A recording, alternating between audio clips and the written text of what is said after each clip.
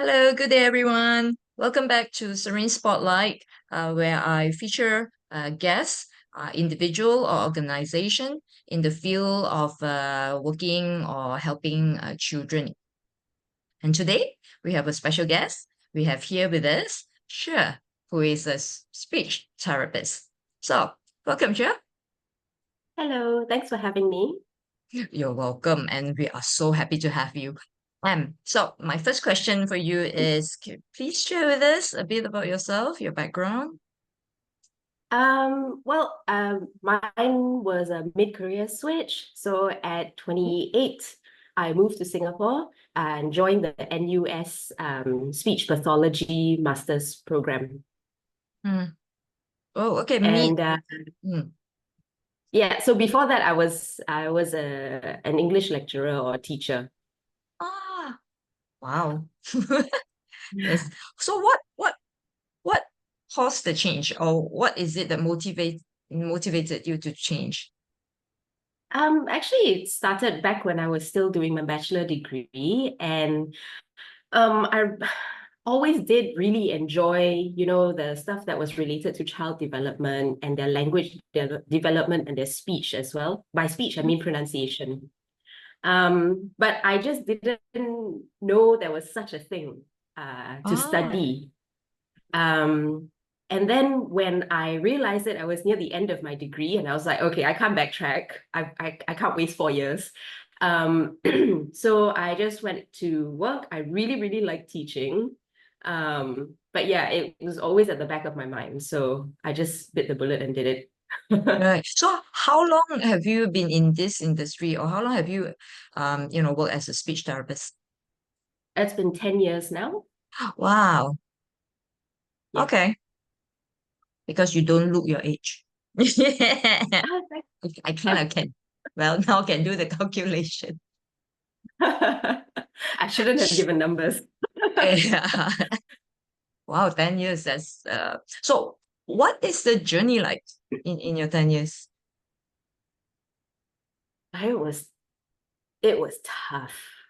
Um, I think no matter what you learn, no matter what your program, no matter what clinical placements you got as a student, oh, it's so different Hmm. from real life. I mean, you've got all the theory in here, but how it happens and how it presents itself, there's just a whole lot more of stuff that, yeah, you can only learn on the job. Right. So please share Mm. with us a bit, like say for example, if you have audience who are actually, may be interested in this line. So what does it entails in terms of the journey? Um, Journey of kind of like finding your place and being comfortable and feeling competent. Is that That what you and mean? also like say for example, if I'm interested in this line, so what should I do? Where do I start? Or what does it takes? Whether in terms of attitude, character, no, does it have prerequisite, requirement? I think the prerequisites in terms of your book knowledge or uh, school results, that's going to depend on the institution that you apply for. But in terms of what's needed in yourself, I think you really need to want to make a change. So the thinking is, if you help this child, you are not just making a difference in the child's life and his future potential, right? You're also making a difference in the family's lives. And that is quite a burden to carry. Yeah. So I think you do need to be aware that there will be burdens. You will cry on the job, And how? but it gets better. Okay. um, yeah, I think initially the tears will be about from stress and anxiety because you don't know whether what you're doing is right, or Mm, like you think about a session you had that bombed, right? You can't juggle so much information. So for example, this was something that I never knew was a thing, right? I thought you would go in, you get the child to like you, and then you just do your activities, you know? But no, you are ensuring that you're constantly paying like you're hyper focused Mm. on the child's performance, Yep. the child's regulation. Like I was taught that, you know what? Actually, the child's breathing just now changed.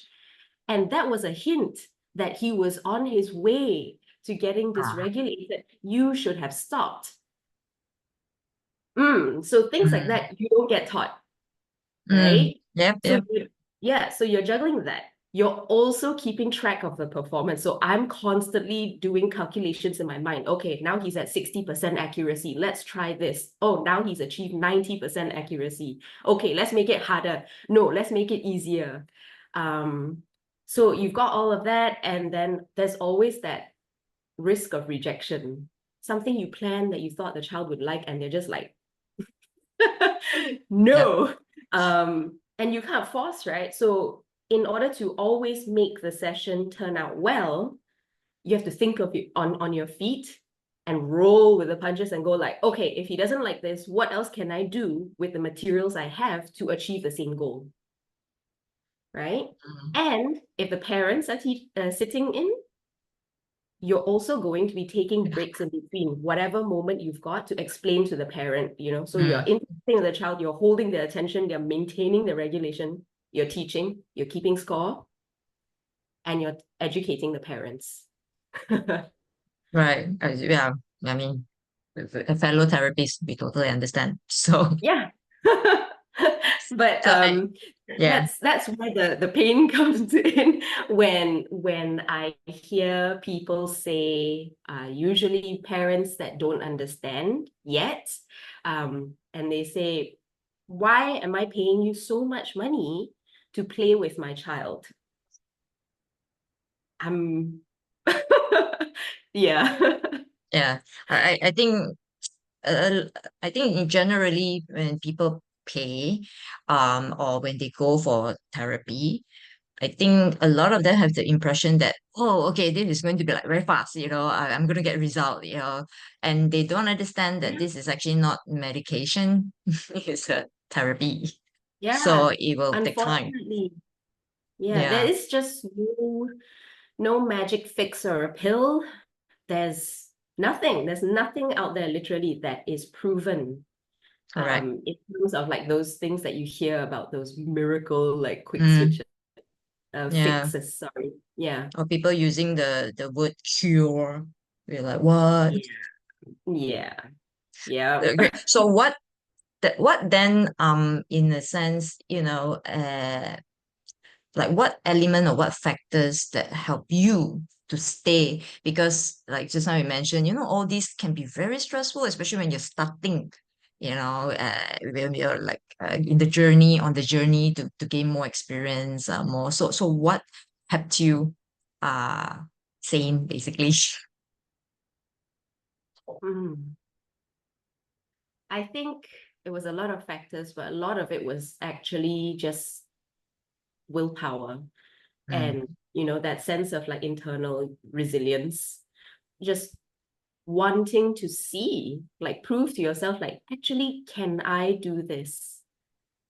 Yeah. Like if yeah. you've given yourself that time to go through all of that and see if you can actually get good at it, then it's not fair to yourself as well. Okay. And next question now we go in is, what exactly is speech therapy? So speech therapy is basically, we are people who are specialized in child language development, as well as communication skills, as well as speech. But when we say speech, we mean pronunciation. We also cover stuttering, and a whole lot of other areas of development or like difficulty, sorry, like voice. We also work on voice. By that I mean like, people who have like problems with their vocal quality. So it's very raspy because there's a growth in the vocal folds, or like strain from screaming. Yeah, and we kind of help to work with that. But it's a very niche area. So I think when most people think about speech therapy, they think, oh, is it because is it working with stuttering?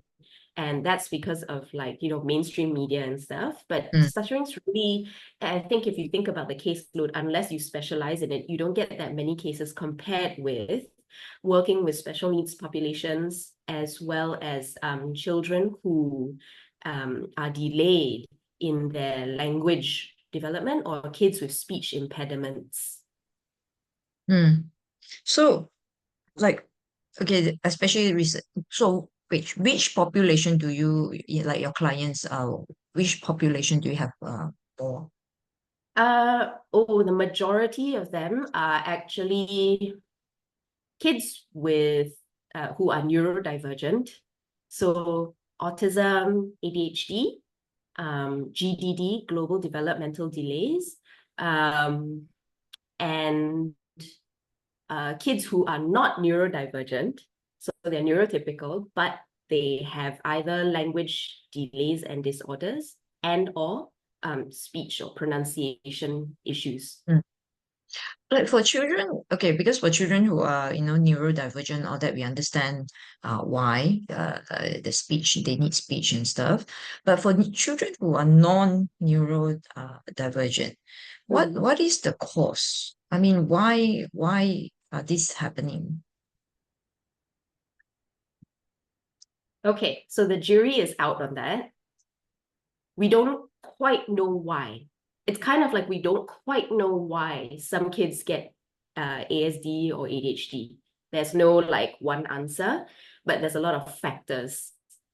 Um, there could be a genetic link. So, for example, someone in the family tree, we're not just talking about parents, could be your uncle, could be your grandparent, somewhere had some form of developmental delay or disorder. And this applies to kids who are neurodivergent as well. Okay, so you've got that genetic link. You've got possibly difficulties with birth or pregnancy. So, for Okay. example, if they're premature and stuff, it kind of does expose them to a little bit more of that risk. In terms of environmental stuff, I would say those are not causes, except in cases that are quite extreme. So we're talking about severe neglect uh, Mm, and lack of stimulation, but that's just very rare. okay. Yeah, because it's so extreme, right? Mm. Mm. So just now you talk about, sometimes these are families and stuff. So for us, sometimes we come across parents, or when we do developmental screening, and we notice, the speech and language portion, they have a big gap. So basically they're delayed, right? And parents will tell us that, oh, it's fine. I developed speech when I was pretty late, so they'll pick it up. So how do we in a sense, how do we uh what's the word, talk to or sell, I would say sell, but yeah, how do we, I don't want to use convince either, but how do we, in a sense, advise parents to be a bit more urgent in Mm. this? Okay, well, um, generally, I think for me, I'm a little bit more frank when I work with parents at this point in my work now. Um, so I will tell them that there are a few factors they need to consider. If they were delayed and they turned out fine without any help, they were the lucky ones. And do you, this is not about fear mongering, okay? It's more about back then, it happened to you because there was no awareness, okay?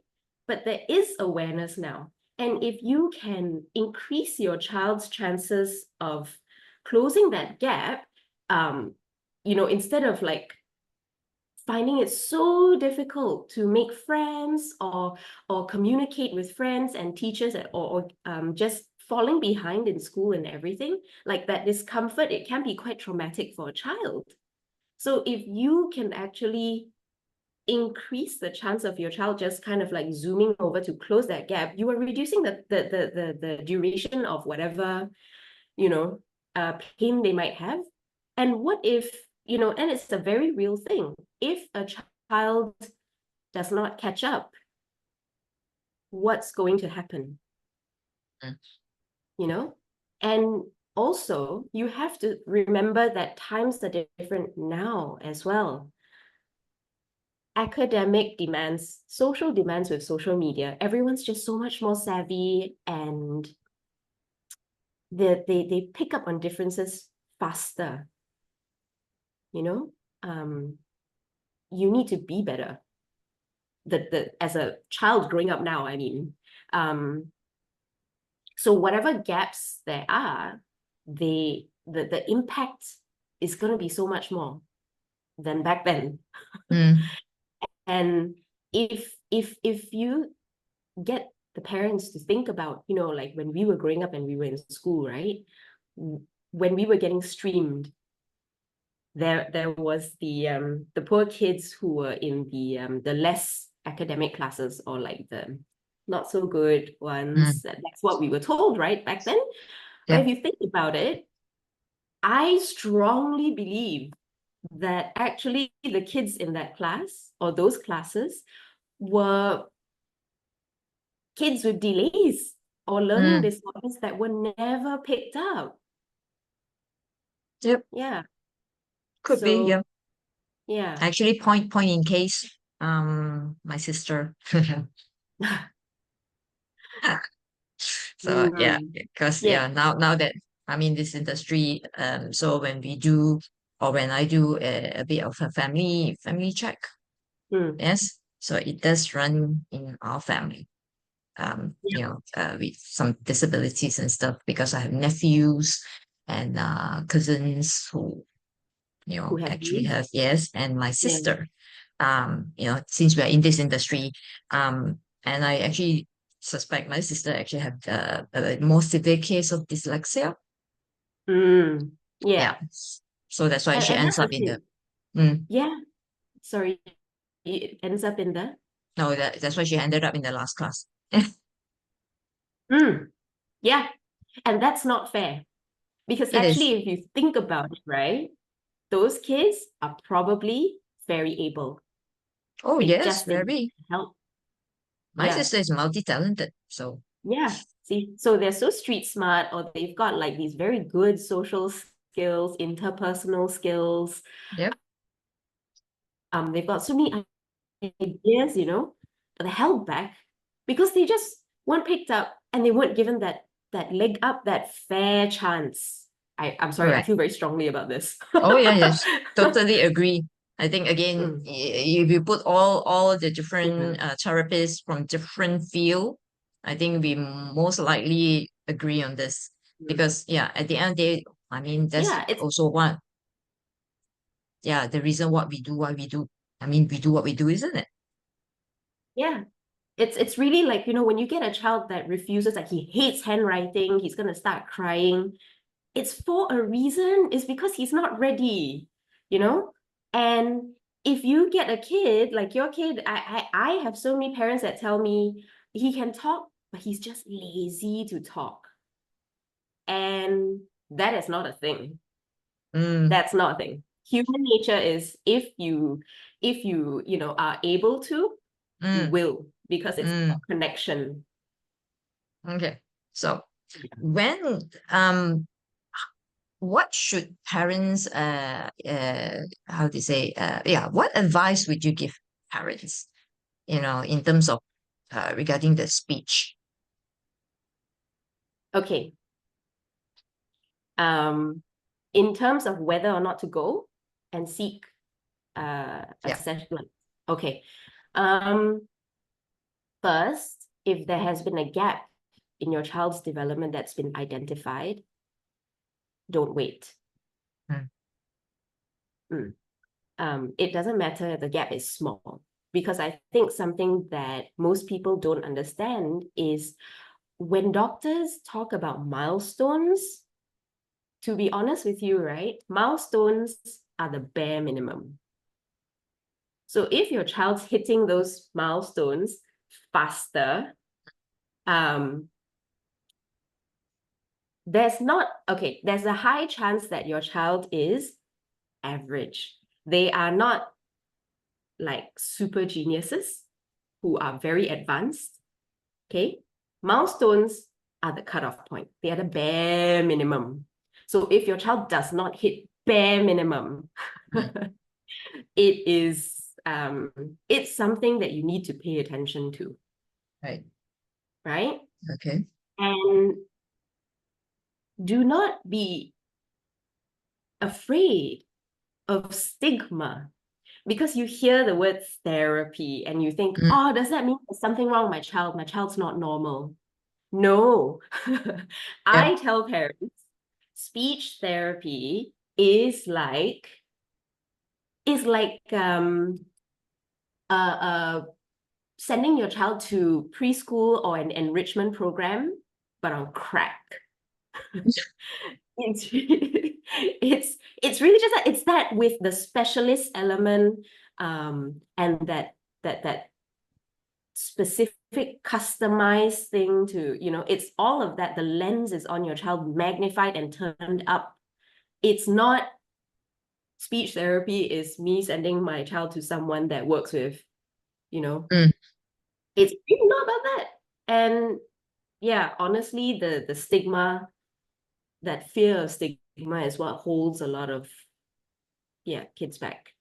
If you go into a good therapy session, you'll feel right, your child doesn't even know it's work. Mm. Okay. Mm. So that brings me to my next question. How then would parents know?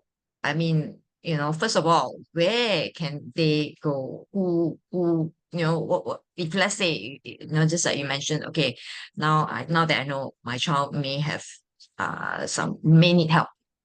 So what's next? Yep. Who can I see? And also, once if I find the who, so how do I know whether the person can, like really help my child? Right? What to Mm. look out for? Because I think one of the thing here, especially in Malaysia, is people tend to hearsay, and they don't exactly check credential. And I think a lot of people don't even know what sort of credential that's needed for Mm. of from a therapist or specialist. Mm. So how to Yeah, but first is find the right where, who, person? yeah, how do they find? Well, I would say, first of all, ensure that the person that you're talking to or bringing you're considering is actually qualified to be a speech therapist.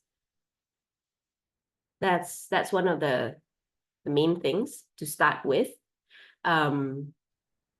You want to also consider, well, maybe you want to consider their experience.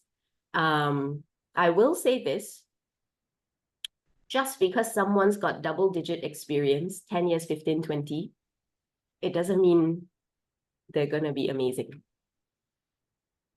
So, go with someone. First of all, I'd say find someone or a clinic that is accessible for you. Okay? Because first thing, it's going to be sustainability. If it's far away, if it's in a location that you can't find parking and it's just like really stressful every time you have to go, that's not sustainable. And it's not adding to your life at all. Okay? The second thing I'm going to say is you got to use your gut feeling, like big time, big time. Mm.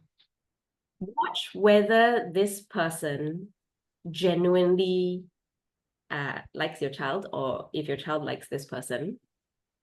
Mm. Watch it closely. And when you speak to this person, use your gut feeling. Do you get the sense that they are overselling? Are the promises too high? Does it sound too good to be true? Okay. So you have to be honest with yourself in that area. Right. Yeah. And in So, and you can also ask that therapist, what's your style or your approach? There's no wrong one. It's more a matter of, does it match with yours? yeah, Does it and match in with what you want for your child? correct. And in Mm. terms of results, um, you know, how, because like I said, sometimes parents tend to want either very fast results or immediate results. So what again to look out for them to have a more realistic assessment. Sorry, one more time. You know, or what is it for parents to look out for to in order for them to make the decision that yes, this is how do you say, this is something that is working for my kids, that I should stay on for a bit more. So Okay. Yeah. Okay. So unfortunately, I think this part really, really differs based on your child, right? So I want you to imagine that your child has some level of unveiled potential, right? What's the best they can achieve with how they are? What's in them, right? But that is something that no one knows. Okay. And the second thing you have to consider is, with how your child has been, let's call it programmed, right? How responsive are they? How fast is it going to go like that? Is that their trajectory? Is this their trajectory? Is this their trajectory? But I would say a fair amount of time would be to try a few months. So if your child is, but if you've actually tried speech therapy before, with subsequent ones, you might be able to see quite quickly if this is a good fit, because you've got a point of reference. right, true. All right. If you feel that the results are not coming in fast enough, or like they seem a bit slow to you, Mhm. what I would advise is actually just be honest and talk to that speech therapist and say, is this normal? What's your take on the rate of his improvements? Yeah. Okay. Yeah. Those are, thank you. Those are good points. All right. So I think yes, our time is almost up. So thank you so much. I think you personally, I feel that this is a really good talk. I actually want to know more, and I want to extend the meeting. But unfortunately, we have time constraint. But for audience, no worries. If you're really, happy with this and interested and want to find out more, drop us a message, Facebook, and maybe we'll invite Cher again for a more in-depth talk or training. Yeah. So with this, thank you so much, Cher. Before we say our goodbye, do you have some words that you like to for the audience? Hmm. I think, um, okay. Trust your gut, because you know your child best, and no one loves your child more than you. Yeah. Thank you. And for the audience, yes, if you know after this talk and you feel like, hey, maybe I should or would like to seek help from a speech therapist, and you don't know where to go or how to start, again, drop us a message and we'll see what we can do to help out. So with that, thank you very much for being with us, and thank you, Cher. And we hope to see each other Thank you. again soon. Bye bye. Bye.